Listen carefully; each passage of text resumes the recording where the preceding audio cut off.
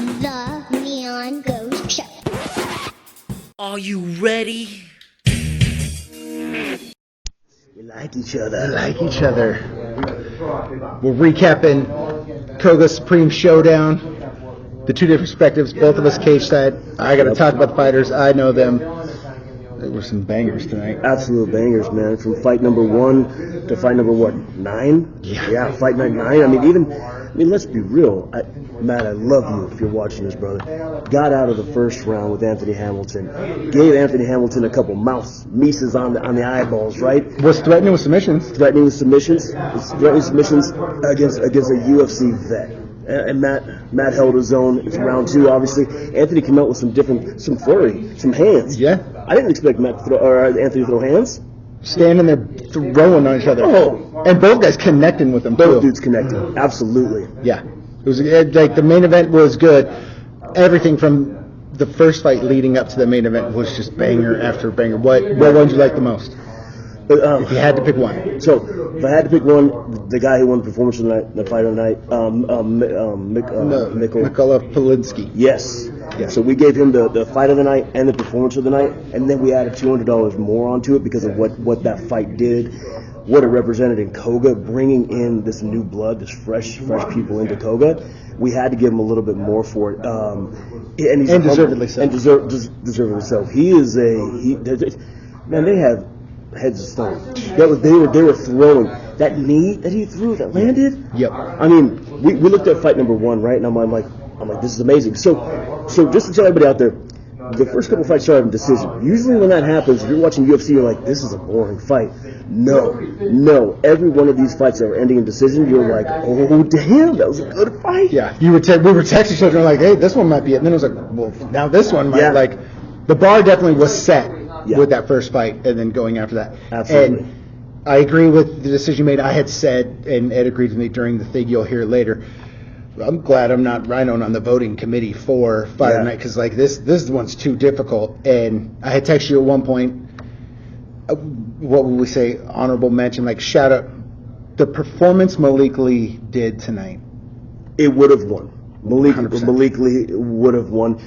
He put on the performance that he needed to put on. Malik Lee was he lost 4 of his last fights. He's on a 4-fight losing streak, I should say. Last one was a DQ. This fight, he needed the W. He got the W. He put on a show. He took him down at will. He held him down. Malik put on a show. He put on a Malik show. And afterward, the man calls out Noah. He calls out Noah. He calls out Noah. He calls out everyone in the division. Like, everybody in the division. And that's like exactly what you said. This was the fight he needed. I've been watching Malik for a long time. His amateur career, out of control, stellar.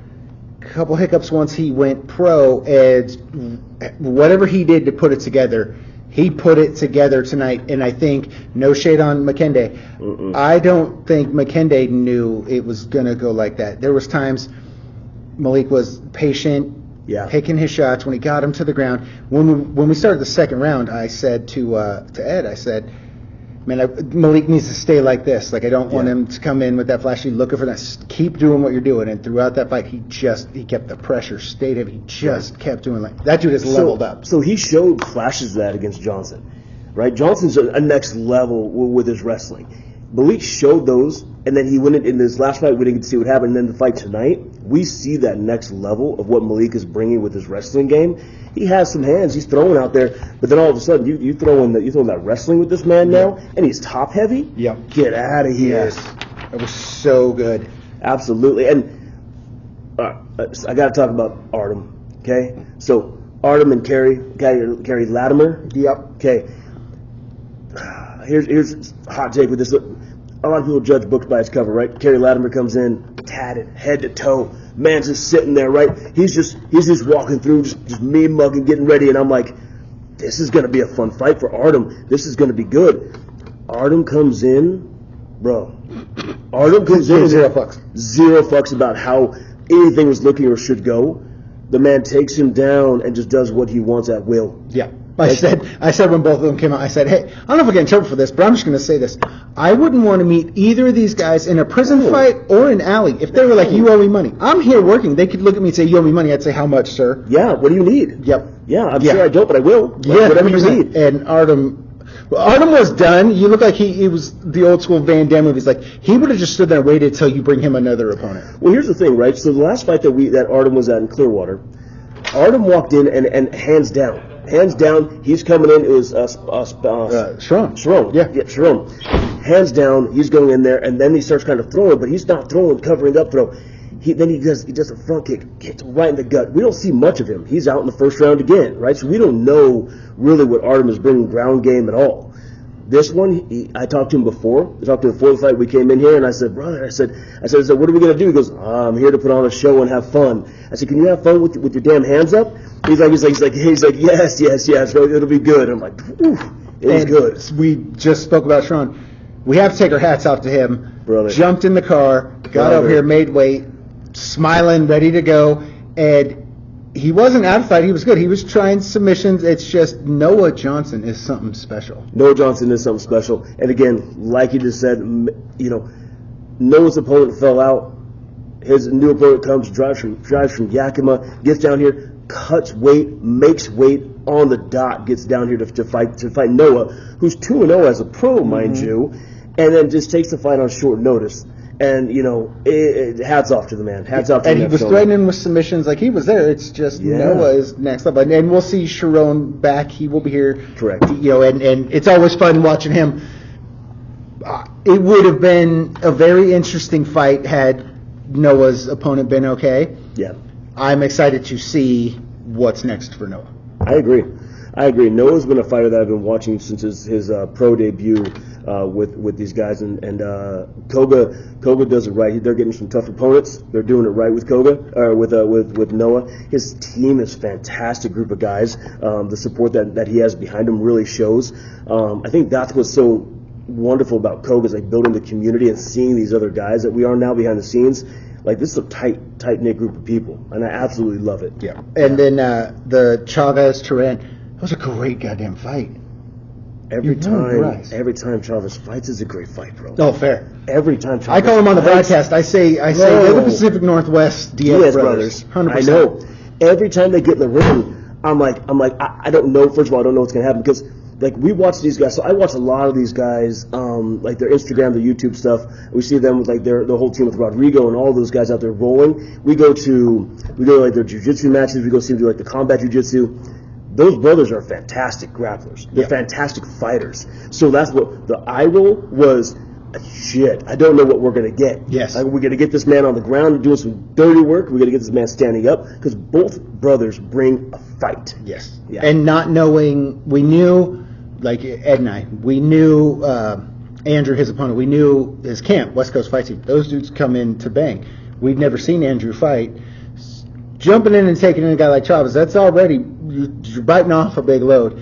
And he came in and he put on a fight, and that does so good for him to come in and hold his own against a Chavez brother. Right. Well, book by its cover. You look at Andrew. The man has tree trunks for thighs, and I'm like, what is he, a wrestler? Like, what is? I mean, he has to be a wrestling background.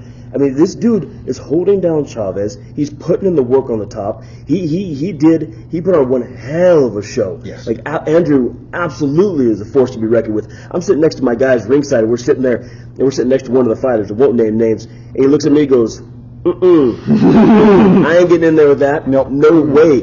Andrew's a force. We keep him on Coga. That get that man set up because Chavez brothers, fucking game every time. Yeah. Every time I pick those guys, I'm picking those guys. Andrew just came in and happened to be that guy tonight. Well, and that's the thing was, even if they lose, they didn't lose by head kick knockout in the first round. Like, if they lost, it was a dogfight leading to loss, and that's the great thing about them. And then we had Ed's guy, Cobain, I think, and Moreau. That was our second fight of the night, and those dudes were just throwing back and forth, going at each other like. That one's a little bit rough for me. Okay, so that's Jose. Yes. Yes, exactly. So that knee. He threw a knee. Fernando got hit with an illegal knee. You can't throw knees as amateurs. Two of them. The first one was glancing. We heard from the ref. He said the second one got him right on the bridge. Yep. Right?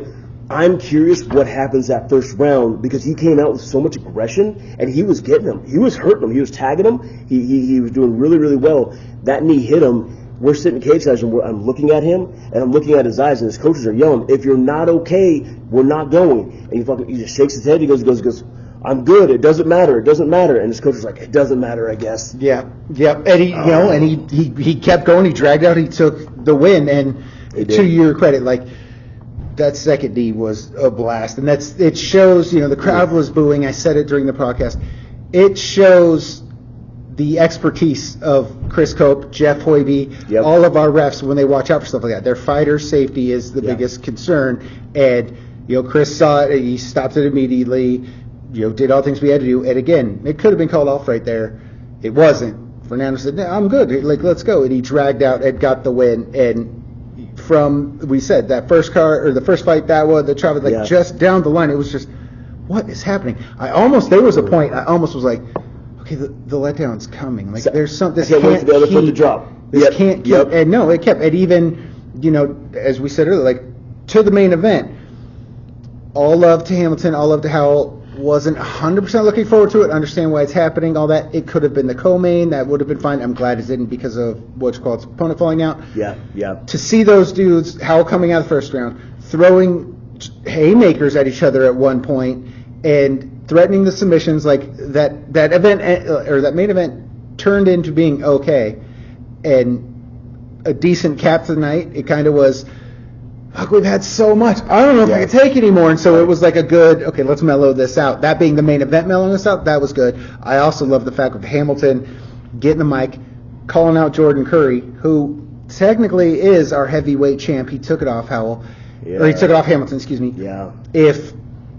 As Hamilton said, if you're man enough, I'll beat your ass. If Jordan comes over, about that could be interesting. We talked about that earlier, actually, before we even knew Hamilton was going to do that. So that could be a big fight, and that'd be at Clearwater. Yeah, that'd be a fight at Clearwater that I think people would want to see. One thing I want to point out that I haven't seen heavyweights fight right here at Coga. Seeing those boys lock up and then fall on the mat, that was something else. Oh. They slammed on the mat. All of our drinks said. Yep. Oh, you wait till the first time Howell and Hamilton fought, and there was another guy, Jag, hasn't fought in a long time. I watch him. Those big boys fight and they go for a double leg and they come against the cage. I've been standing, like Joe was commentating with me. Mm-hmm. And that cage bent like towards our face. And we were like, oh my God. It was literally to the point, the very next fight, Joe had bought reinforcement new cage stuff because he was like, Jesus, if we're going to have heavyweights, we got to reinforce this. Like, better. They are some big boys. They are big boys, absolutely. Yeah, it was, you and I talked after, we talked with SD. I told Joe at one point, 2 years now, I think I've been at Coga. From start to finish, best fight card we've had. We've had amazing fights, and then some letdowns, some what the fuck's going on. We had none of that bullshit tonight. No. First card, from the time we sat down till the time it was over, and then you guys getting in the cage and doing the announcing thing in the cage, I liked that. Just everything tonight felt like, watching these fighters progress, but now you look at Coga itself, us progressing, us getting bigger. I said earlier, you were doing your thing with the cards, the weigh-ins or the face-offs, fighters coming and doing your cards. I was doing Sway City's podcast, and I was telling him, man, like, look where we are, and he's the newest member to the team because you, him, you know what I mean? I was like, I remember when we weren't doing any of this. Now look at us. We got the UFC prelims playing behind us.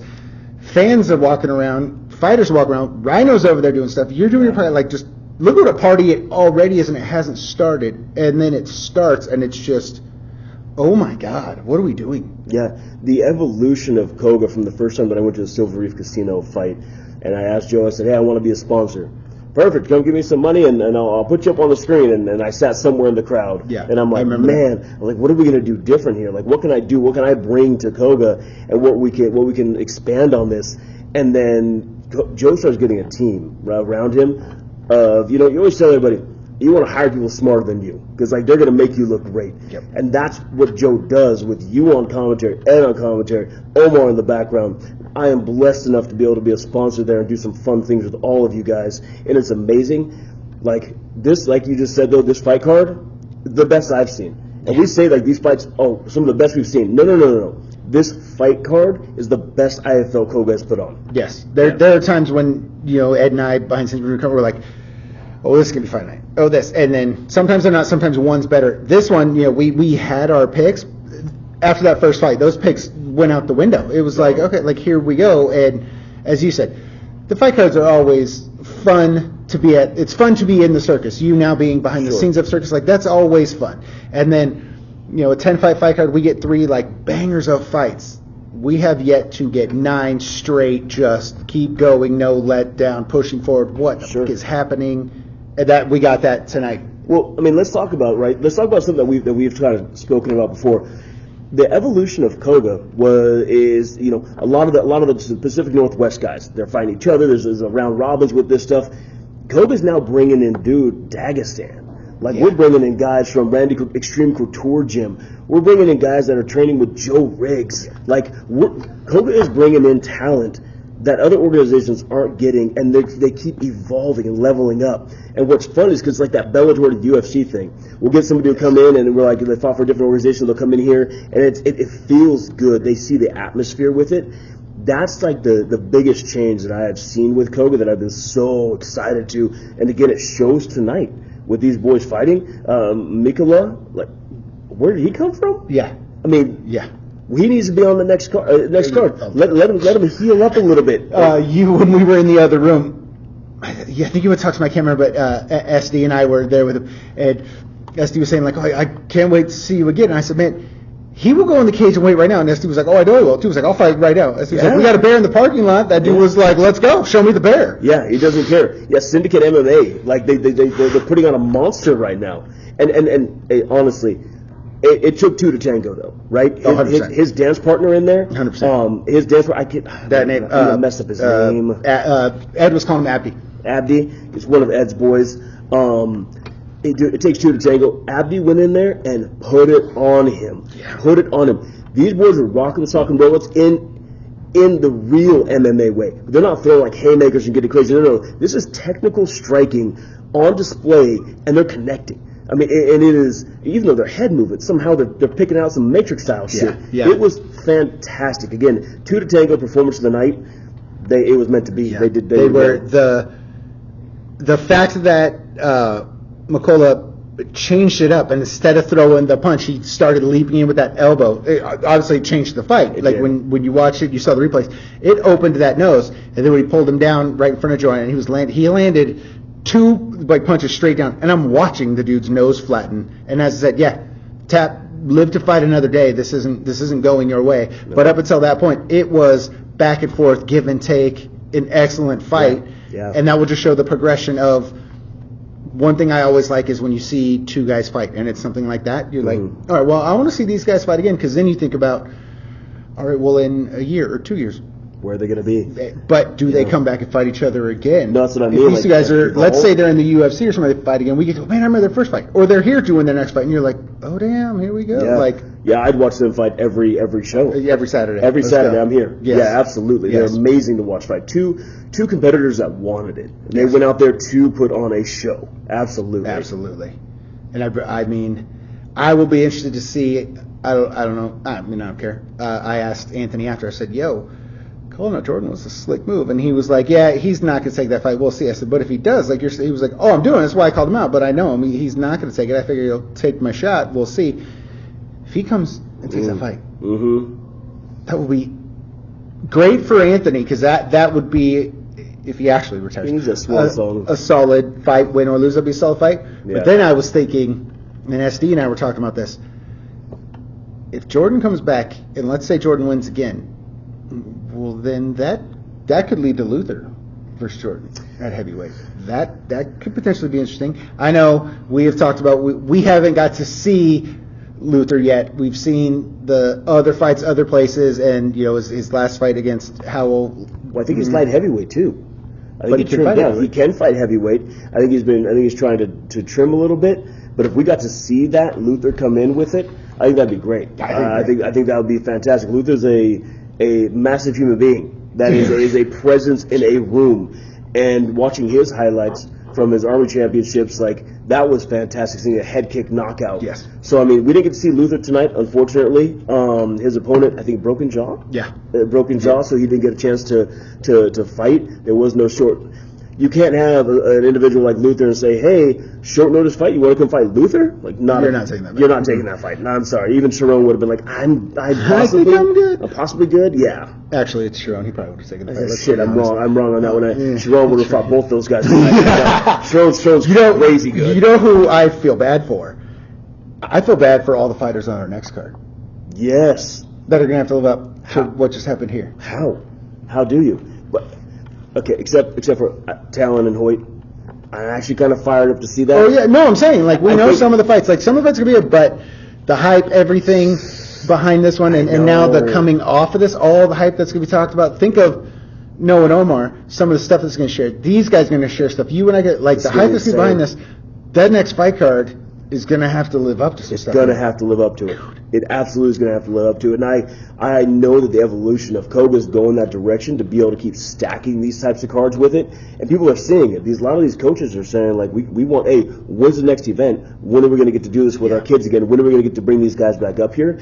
That's something that's changing a lot, like with this organization that wasn't there before. Joe talks about building this community, building up these fighters, keeping them in Coga, and you're seeing that tonight when people are talking about that. Yeah, They and want even to the come back. fighters, the middle when he won, he was like, "Thank you for this promotion, thank you for your put on, thank you." Everything. It was like that. Yeah. Like it's gonna get after tonight. I mean, it's always fun anyway, but like now tonight, it's like, oh, here we go. Let's like, and tonight's not happening again. No. Like we know that's not happening know. again. So the fact that I we got know. to be here and see it, and like this time next year when we look back, dude, remember that one time when Howland, remember that card they headlined? Remember, we're like, damn, I do remember that. We're gonna be reliving this moments for these fights. Yeah. So we're gonna have other great fights, everything like that, but we're gonna be reliving some of these moments. Yes, we are. Amazing fight card. Amazing fight card. Oh, here's man now. The man, the myth, the legend himself is walking in. I've seen we're talking about how great a fight card you put on. You want to come say hi? We're live. Come We're say live hi. on ourselves. Come on in. Bring up the chair, sir. Nope. No, we're just bullshitting. We're just talking about the whole card. I got you here. There's a chair right there in the middle. Come on over, buddy. We're talking about people. Well, we're just talking about how do you live up to this now? Like, where do we go? Where do we go from here? When it quite literally is one of the best. I told him, you know who I feel bad for? All the fighters on the next card that are gonna have to live up to this card tonight. Yeah. It's I don't know, man. Secret sauce. I don't know. It's I mean, sometimes you match a fight up that's so even, it's kind of almost a boring fight. And unless you really know like what they're doing, like the average fan struggles with really seeing the beauty and the technique that's taking place. Yeah. Tonight wasn't like that. Tonight was like the fights were good. They were back and forth. Everybody was catching each other. There was power shots. There was movement. There was finishes. We had 3 finishes, a couple of split decisions, a couple of regular decisions, and I'm pumped, man. I feel good about it. I guess I see what you're saying. Like, how do we top it next time? Like, No, not us. You're going to put an amazing fight card. We know that. Do it again. But it's going to be We the know fighters that. that are like we were just talking about. Like in 2 years when we're back here, we're all going to go, dude. Remember that time when Hell and Hamilton 3?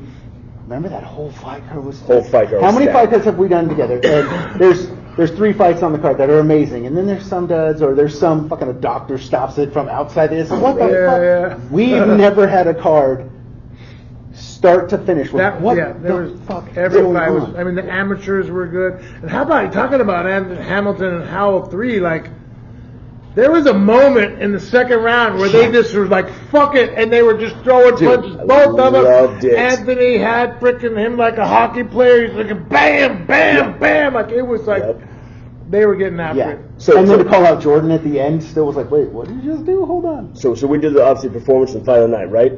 Joe comes walking by. He's like, "You got your fucking hands full with this one." Every fight was like, we're like, well, that's going to be the fight of the night, right? Yeah. Next fight, oh shit, well, that's fight of the night. I had people walking past me like, hey, number 1 or number 2 or 3, and I'm like, oh shit, 1, 2, 3, 4, and then all of a sudden the next one, we're like, what is happening right now?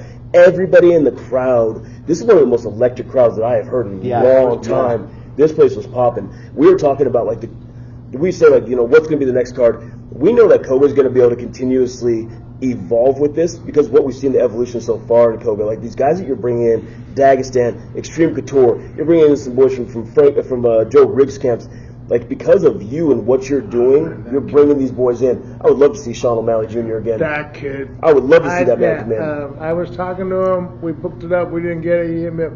We are talking about Joe Riggs and Joe Corrigan. Joe Corrigan, bantamweight, Sugar Sean O'Malley clone. Yep. Joe the dog. Joe, I want you back. Come fight for us. He trains with Tim Welch. Trains with Tim Welch down at Phoenix. Phoenix? Not no, no. What the hell is it? I can't.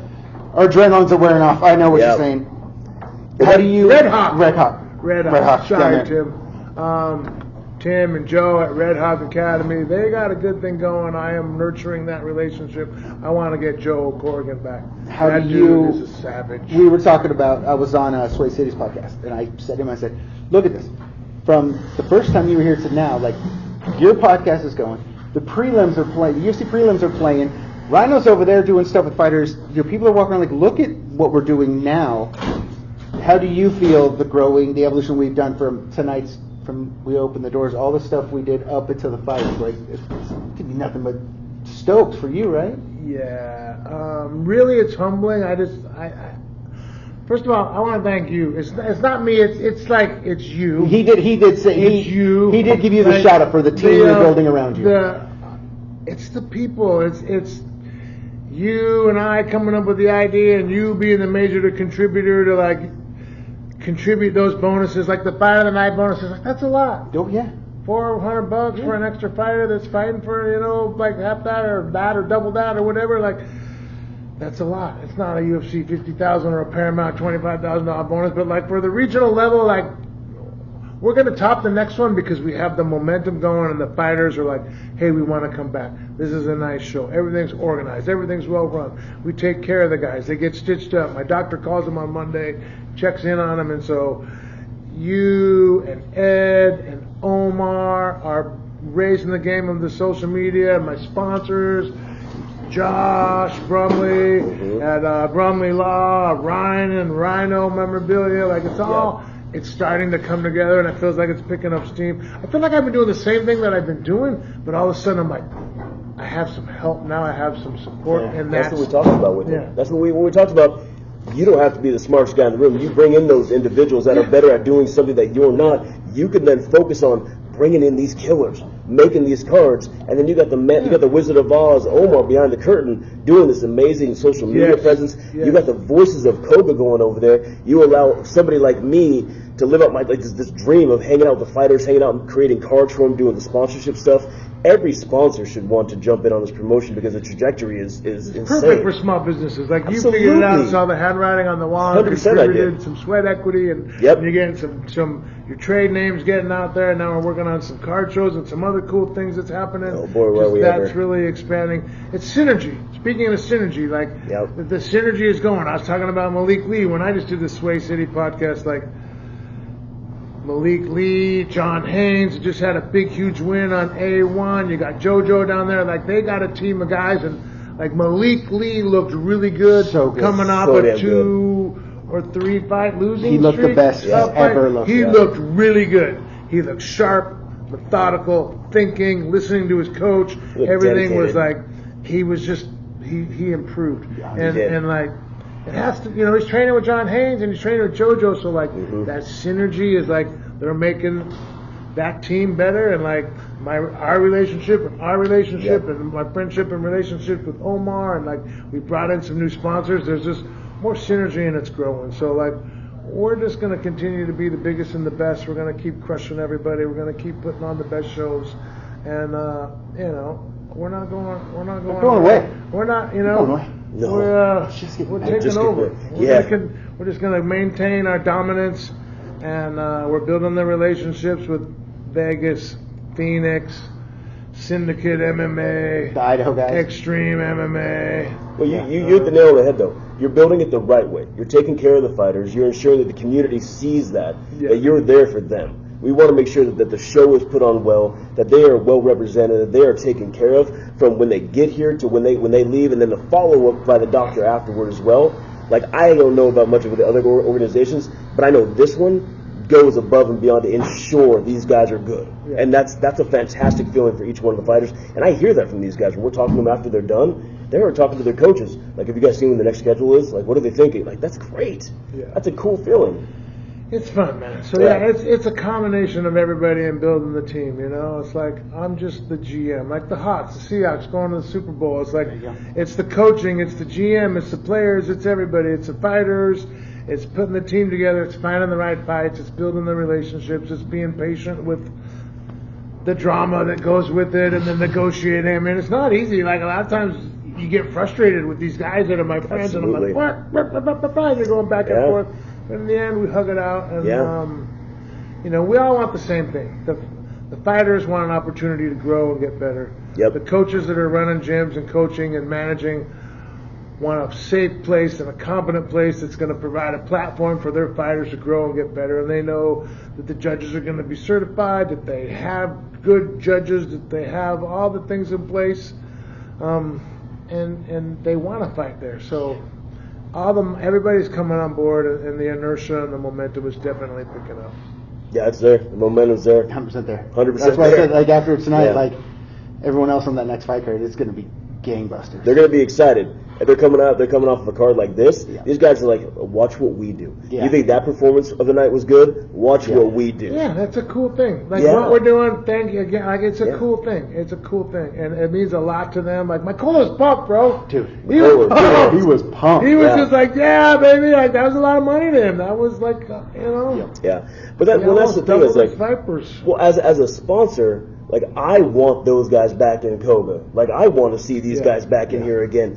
You know, it'll help build my brand. I get these relationships with these guys as well. Like, I love everything about it. And, I mean, that's truly why I do this, because it's like these fighters, watching them, how they're evolving as well. Like, the Noahs, like, that's 3-0. You know, Mikola, when he comes in here and puts that kind of performance on, like, he deserved it. Yeah. We're gonna get Mikola a title shot at 145. He's gonna we're gonna 145. figure out who the featherweight title. Yeah, he was a catch at 150. But 145 isn't that Travis' little brother? Yeah. That's amateur. Oh my gosh. Okay, what about Monty? What's Monty? 150? Monty's 155. Monty is an amateur. We're gonna. You know who impressed the shit out of me tonight was AJ Marquette and VJ Singh, the Ring Demon MMA. That was high level. Agreed.